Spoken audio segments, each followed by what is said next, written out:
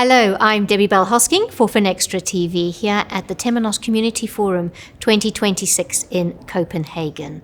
And I'm joined by Jayde Tipper, who is the Chief People Officer at Temenos, and we're talking about AI within people operations. So Jayde, welcome back to the FinextraTV studio. It's lovely to see you here at TCF 26. Hi Debbie, nice to see you again.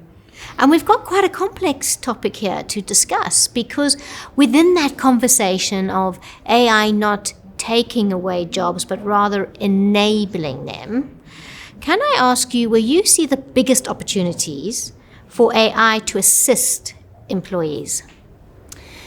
Yeah, I think the opportunities are simply endless to enable employees in all sorts of different functions. So for us, when we're thinking about AI and the impact on workplaces in general and people's experiences of work, it's as much as a cultural and a mindset shift as it is a technology play. So I think the opportunities for increased productivity, offloading of manual tasks are quite obvious and quite well known. There's lots of low-hanging fruit, but we need to start thinking beyond writing better emails, nicer decks. It's really, how do we think and how do we get our employees to think about different ways of working, work redesign, asking the questions, why do we do this?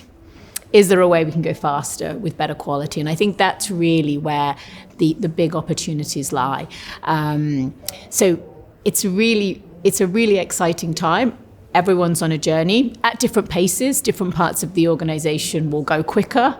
Some people will embrace faster, and others will go, rightly so, with a little bit more caution.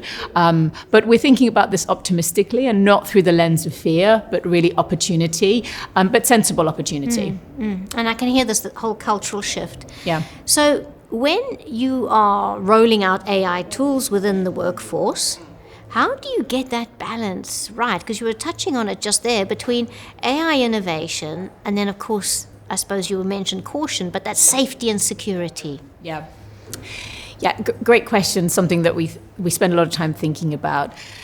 For me, safety and security should really be seen as the enablers of AI innovation. It's not an and or, and it certainly shouldn't be an afterthought. So definitely not a blocker, more of an enabler. Of course, what some of these tools can do, it's mind-blowing, and I think it sits somewhere between exciting and scary sometimes, and we're really at the start of this, and some really interesting inflection points. But we do have a responsibility as for our employees, for our customers, for our partners, to protect them, protect the data, and ensure that we are using this in the capabilities in the right way. So having the right governance structure in place, having the right awareness, training programs and things like that to have the right checks and balances. But I think this is about humans at the end of the day. We often hear about human in the loop. If it doesn't pass the sniff test, I think that's proceed with caution. So it's about having the right frameworks. We start with trust. We assume positive intent, but of course, there's a lot of excitement. There's a lot of enthusiasm. Every day something new comes up, and nobody wants to be a headline inadvertently for the wrong reasons. So it's about the two coexisting together for us. And I'm touching on there where you said, and I think it's something we all feel, is that we're all on the journey. No matter what stage you're at, you're still on this journey. So if we look at bigger organizations, or big organizations rather, and so not just Temenos, what would you suggest is the route for these organizations to deliver genuine AI enablement to their employees, based on your own experience? Look, I think the world has changed, and it will continue. It's the only constant, right? But employees are not waiting for organizations to give them a training plan, right? It's not one person that is rolling this out.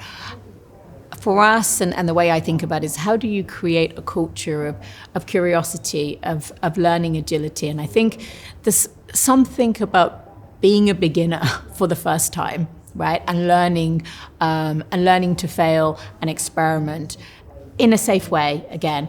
And how do you create this? One of the things that I've seen work really well is, you know, winning people over with hearts and minds with really great use cases, right? How do you enable people to do really human work, right? And I think that's how you bring everybody on the journey. And we're really clear about everybody needs to come on the journey at different paces, because this is where the endless opportunities lie. I heard Rohit on main stage this morning, and he was using the F1 analogy about you can change the front tires or the back tires.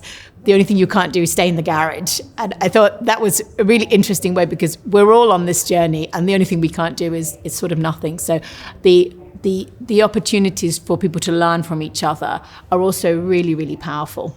I think there, Jayde, you've just rounded that up and ended that perfectly for us. So on that note, may I just say thank you for joining us here in our TCF 26 suite. Thank you. Thank you, Debbie.